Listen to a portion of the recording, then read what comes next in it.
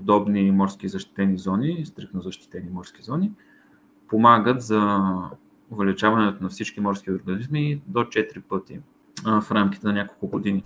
Да, проблемите там са страшно много. Всъщност почти всички видове са в състояние на свръхексплоатация, особено що се касае до риби.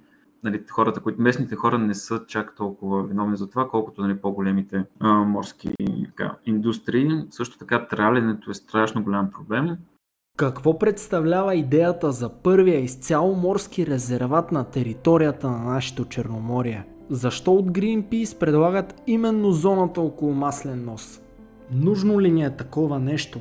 Какво на практика би представлявал резерватът и какви забрани би включвал той? В това видео ще чуете гледната точка на Мартин Томов от Greenpeace. И нека започнем всъщност по същество с това да попитам накратко, можеш ли да представиш идеята зад резервата, така обобщено? Ами да, разбира се. Да, идеята за резервата, когато започнахме работа по кампанията ни за Черно море, се допитахме до страшно много различни учени от доста държави черноморски, като всъщност въпроса с който тръгнахме е кой е най-големият проблем на морето, но те проблемите са твърде много, за да може да се тръгне само от един. И за това пък това, което намерихме като общо е, че има едно решение, което много добре може да помогне на морето да пази самото себе си. И това са именно тези морски резервати или също на други места наречени стриктно защитени зони. Като основната идея е, че когато оставим морето и екосистемата да се развива необезпокоявано, тя почва да помага не само за местата, в които вече е защитено, но и за всички околни морски зони, тъй като не познава границите, които ние ще поставим евентуално на това море. Тоест, когато една част от морето я оставим да се развива, стига това да е правилното място, където наистина да има важни организми, те почват да помагат за цялата екосистема. Почват водите да стават по-бистри и по-чисти, почва да има повече храна за по-малките организми, за морските растения и за всичко, което живее там, което после води по цялата верига навсякъде. И всъщност има полза за абсолютно всички организми и хора, които се ползват от морето. Значи идеята зад резервата е да се консервира, така да кажем, екосистемата там за известен период от време, за да може да се възобнови. Да, нашата основна цел е да има повече живот в морето, което е страшно полезно за всички.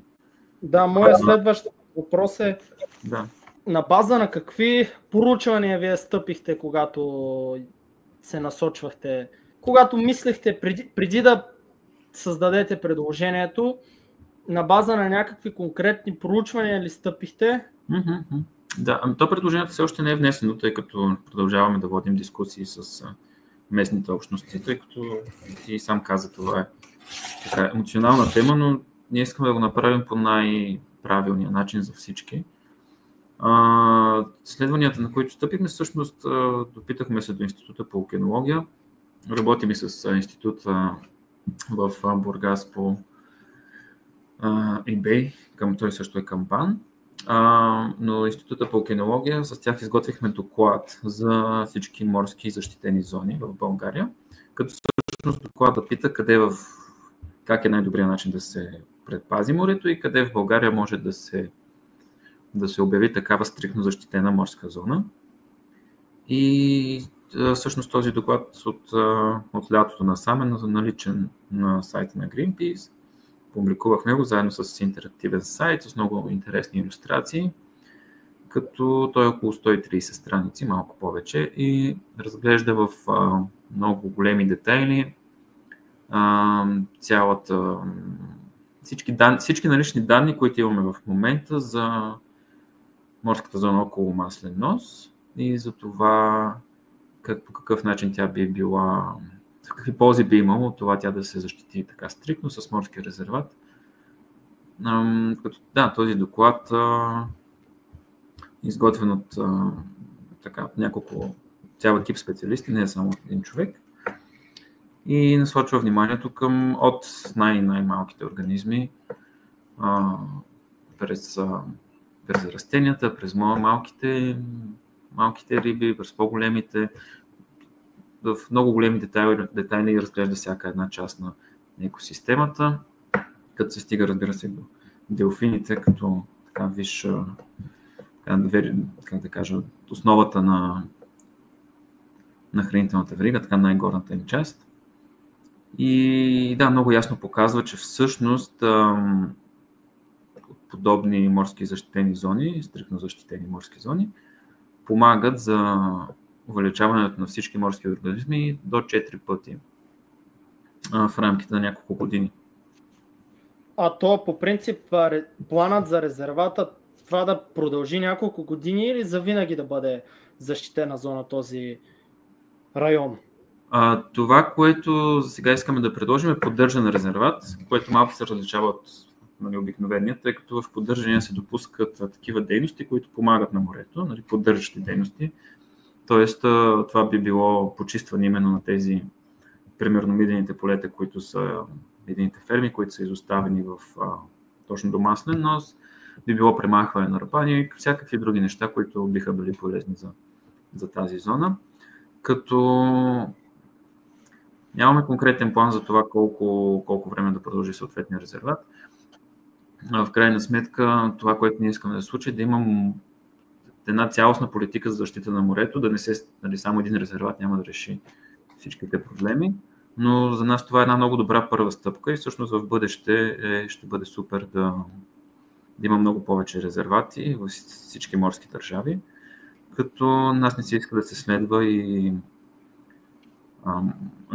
ангажираността на България, която има към стратегията за биоразнообразие на Европейския съюз, според която трябва всяка една страна членка да има 10% строго защитени зони, като бихме се радвали тази цел да се разшири не само до страните членки на Европейския съюз, но до всички черноморски държави. Добре, всъщност вие как точно избрахте конкретно зоната около Маслен нос? Примерно, защо не на някое друго място по Черно море да се направи такъв? Защото това наистина е един много голям резерват по своите мащаби. Как точно избрахте този район? Да. Какво се различава? Понеже казах голям, това също е част от причините, тъй като колкото е по-голям един морски резерват, толкова по-голям ефект има върху цялото море. И това, което имаме в момента в България, като морски резерват, са зоната около Калиакра, която е обявена много отдавна. И тя реално не покрива никакви важни местообитания. И другото е самото устие на река Ропотам, което не влиза истински в морските екосистеми. Докато около Маслен нос и надолу в Китен, към Китен и към Приморско, чак до Царево, това е може би една от най-продуктивните екосистеми в българското Черноморие. Там се намира така известния Китенски риф, който е така наистина впечатляващ и визуално, и като просто гъмжи от живот в повечето моменти от годината. Това място е страшно богато на живот, но в същото време е достатъчно запазено, за да може бързо да се възстанови и да даде на всички околни морски зони без никакъв проблем. Там се намират много важни местообитания на черни миди, има и големи полета, които все още не са унищожени, за щастие. Има много важни морски растения, например морските треви, ние много често ги ползваме за пример, които всъщност обработват въглероден диоксид до 40 пъти по-ефективно от горите на сушата. В този смисъл те също трябва да бъдат силно защитени. Има също много интересни стридени рифове, те са биогенни рифове, които се намират единствено в черноморските води. Това са рифове създадени от черупките на стриди. Знаете, може би, зрителите на канала знаят, че всъщност стридата е почти, европейската стрида е почти изчезнала в нашето море. Глежда се основно комерциално и според данните на учените много трудно се намира в наши дни. Но всъщност от черупките на тези стриди, които са изчезнали във времето, днес се създават тези остраци, ги наричат местните, и всъщност те се прикрепват една към друга и така стават едни местообитания на всякакви други организми, едни убежища за цялата екосистема, които дават много живот на абсолютно всички. Така пълна всякакви подобни. В доклада ни пише 130 страници за всички отделни организми, които са много разпространени там. Ти спомена по-рано, когато сега обясняваше за това, че е запазена тази територия, защото това е ключово. Тя все още значи не е самия район около Маслен-ос. Не е използван до някаква крайна степен, в който да бъде унищожен. Да, като казвам запазена, имам предвид, че не е унищожено, че не е станало мъртвило. Но трябва да се има предвид, че всъщност там има и страшно много проблеми. Може би думата запазена е така малко, неподходяща в този смисъл, но проблемите там са страшно много. Всъщност почти всички видове са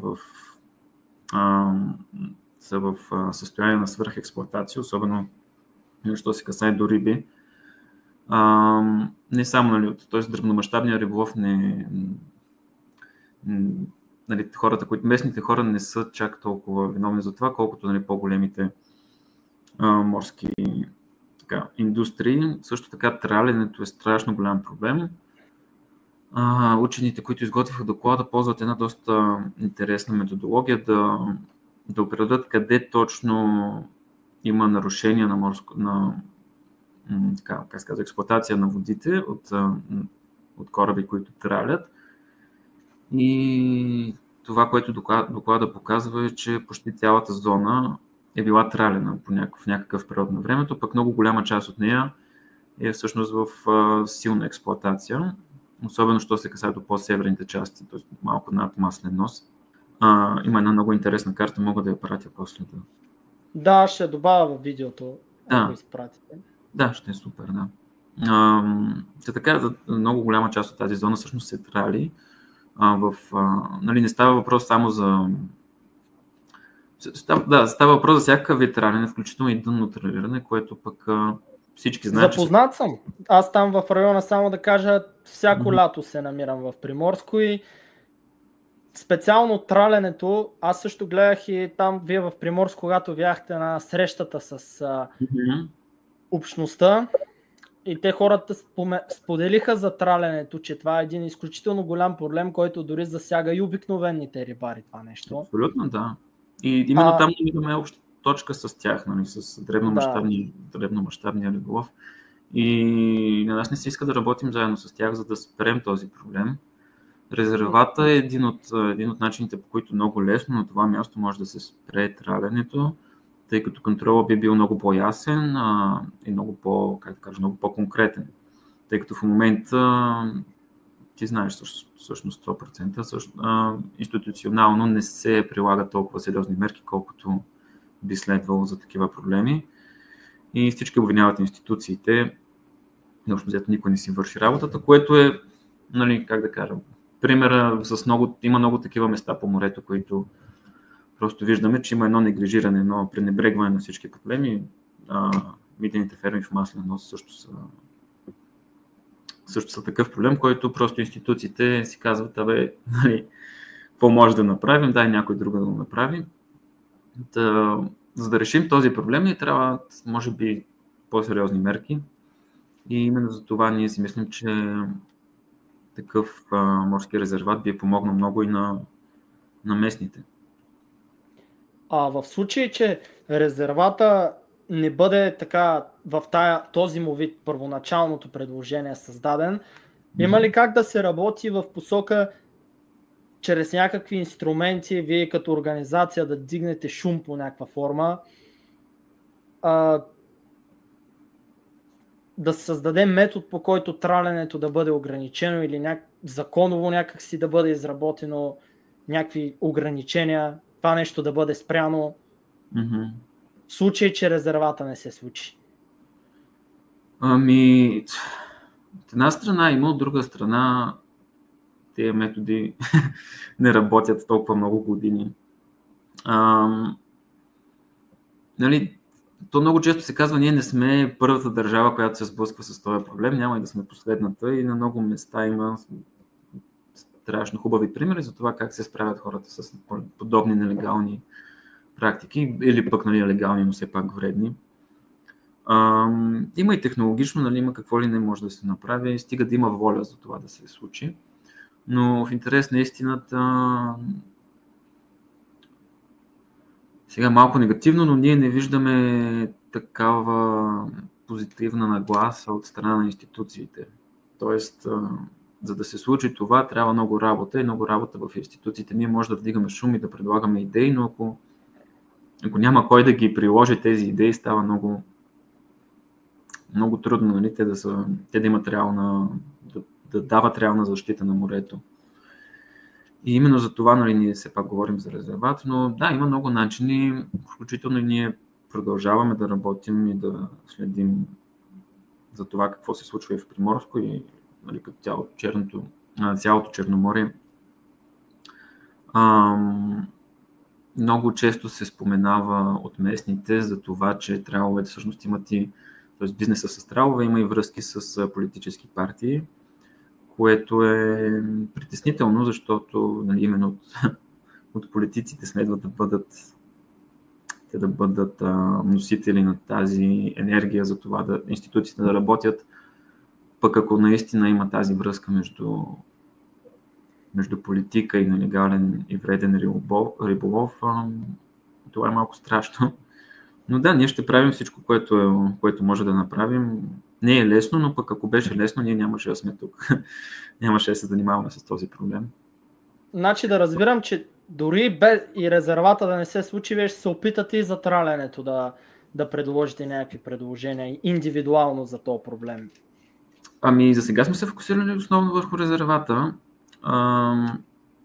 Конкретни мерки против траленето не сме разработили, тъй като те са по-скоро неща, които трябва да се случат на техническо ниво. Тоест, нали, институцията, която е отговорна за съответното място, трябва да си каже добре с какви ресурси разполагаме и как може да ги използваме по най-добрия начин. Тоест, тук е въпрос повече на институционална нагласа, която ние се надяваме да събуди малко или много и с работата си по резервата и с работата по филма, който направихме документалния за Черно море. Така че, да, тук сега предстои да мислим и да работим заедно с местните всъщност, за да видим как най-добре да решим всички морски проблеми. А то всъщност резервата, в случай, че стане реалност, какво точно да разкажеш така на хората ще се промени в какви ограничения ще бъдат наложени, по какъв начин ще се следи тези ограничения да бъдат спазвани? Да, това ще промени? Какво ще представлява резерват Маслен нос на практика, ако стане реалност? Да, това, което е някакси, как да кажа, нали, странното в случая, че такъв изцяло морски резерват в България все още няма, т.е. това ще е първото такова нещо изобщо. И на много хора им е трудно да си го представят наистина. Това, което се казва е в закона, ограничават всички човешки дейности, освен на научни и поддържащия резерват са поддържащи дейности. Като ние в момента прецизираме точно кои места се използват от местните и кои не се използват, за да може да направим резервата по такъв начин, че да не пречим все пак на хората, които живеят там и са толкова дълбоко свързани с морето. Но да, това, което се случва, че забраняват всякакви дейности. Също така, там от тази зона, която е в резервата, се изключват и транспортните коридори което значи, че оттам ще могат да преминават кораби. И се изключват и общо взето първите метри от плажните ивици, т.е. и туристическия бизнес по някакъв начин ще има полза от това. А това, което се случва под водата, е, че всички видове намират убежище. Те спират да бъдат експлоатирани, нали, в толкова голям мащаб и всъщност има така наречения преливащ ефект, което значи, че всичко, освен това, което е в резервата, отива и навсякъде другаде. Водите стават по-бистри, по-чисти, тъй като организмите, които са там, живеят по-спокойно, съответно могат по-лесно да ги пречистват. Оттам нататък има и повече и по-голяма риба за всички. Най-вероятно и делфините, които всъщност са страшно са едни от застрашените видове, едни от видовете, които трябва да опазваме. Най-вероятно и те ще са по-често срещани там. Така, много ефекти, много положителни неща. Надявам се някой ден да го видим наистина и да се радваме на красотата и живота в морето. Да, значи, ако влезнем така в детайли, риболовът ще бъде ограничен, само на определени места ще бъде разрешен в да, там, където е зоната на резервата, няма да се допуска риболов, няма да се допуска добив на ресурси, включително някаква инфраструктура, някой, не дай си Боже, реши, че точно там иска да направи някакъв мегапроект за каквото и да е. Както всъщност наблюдаваме навсякъде, знаем в Румъния, примерно в момента има много голям проект за добив на газ в Черно море, който минава през 2 защитени зони от Натура 2000. Търбите, които ще са за този газов проект, минават от там. А пък резервата, подобни проекти ги до голяма степен чисто правно ги блокира, т.е. това не би дало възможност тази определена зона, която рано или късно ще се обяви, да бъде експлоатирана по този начин. И да, тук нататък е въпрос на прецизиране на границите, като в крайна сметка не го взимаме ние това решение. Ние в момента се опитваме да предложим най-доброто, което продължаваме разговорите с местните, за да видим къде и как най-добре да се ограничи. Тоест най-вероятно местата, които така иначе не се ползват от дребномащабния риболов, но най-вероятно се ползват от такива големи нелегални бизнеси, включително траловете. След това се случва едно обществено обсъждане, което продължава поне 6 месеца, в повече случаи много дълго, даже и по-дълго. И в това обществено обсъждане всички заинтересовани страни имат шанс да кажат, това не е добре, защото тук, примерно, правим медико си. Оттам нататък министъра на околната среда и водите издава заповед, за да се внесе това и в парламент, и след като мине през парламента, се обявява вече съответния резерват. Тоест има още много стъпки на прецизиране на самото предложение. Да, значи все още така кажем, статута на този проект е на ниво обсъждане с заинтересованите страни. Да, в момента ние го обсъждаме.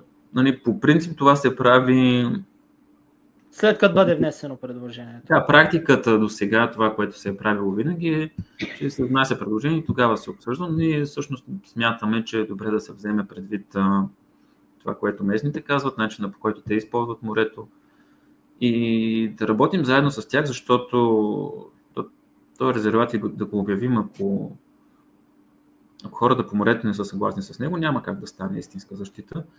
Затова е важно да намерим начин, по който наистина ще защитим морето, но в същото време няма и да навредим на хората, които са там.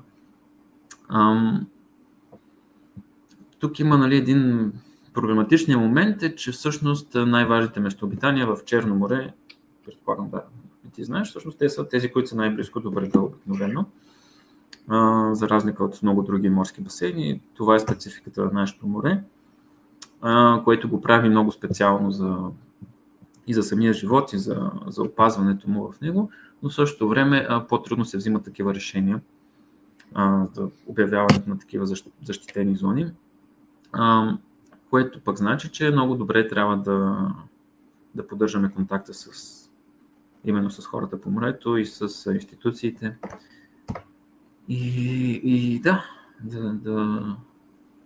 Да, това Важно наистина така да има един синхрон дори. Сигурно, да.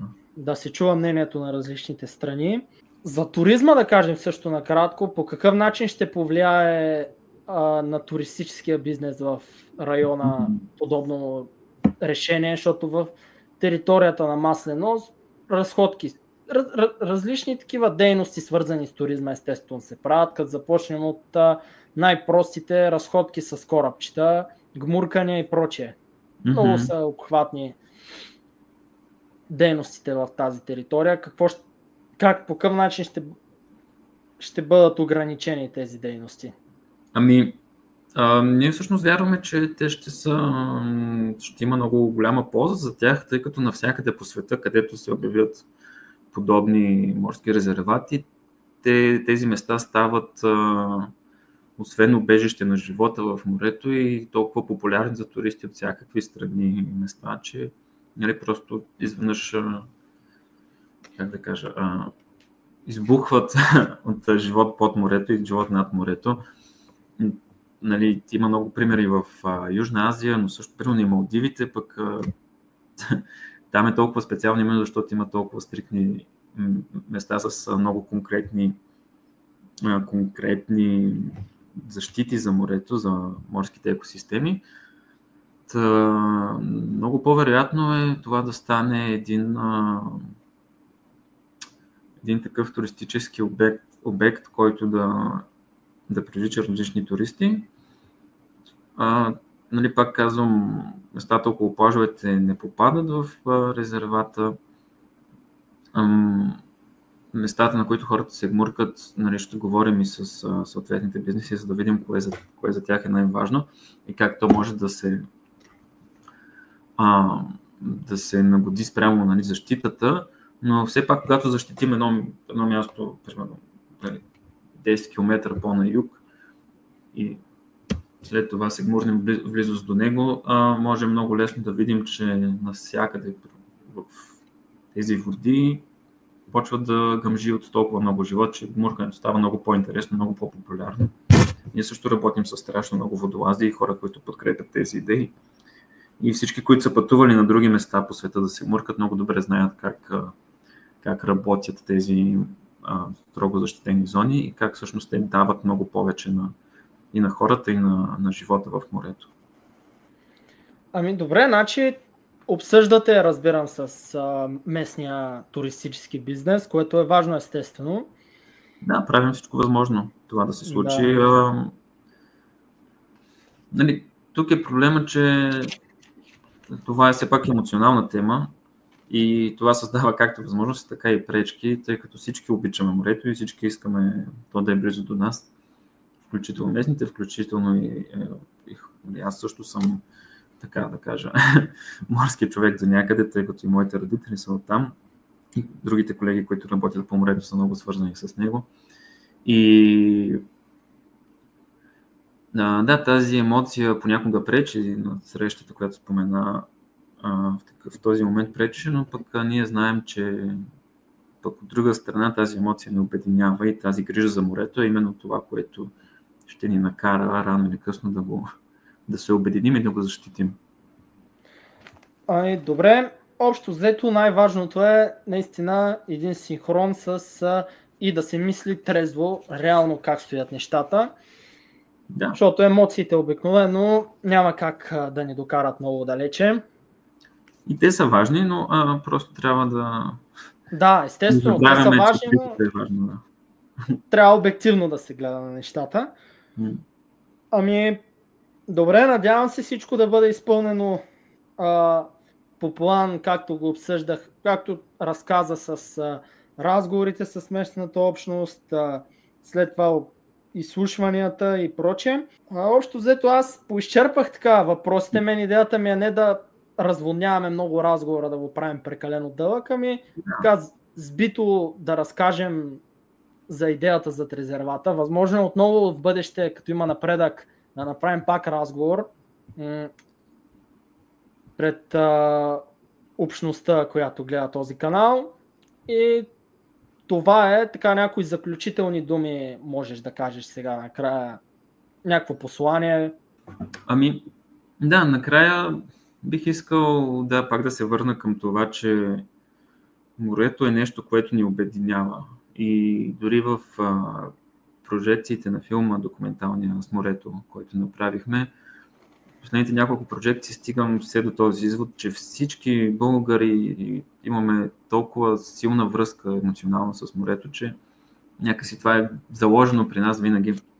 И е много специфично, че ни обединява от толкова различни места. Хората, всичките обичаме морето.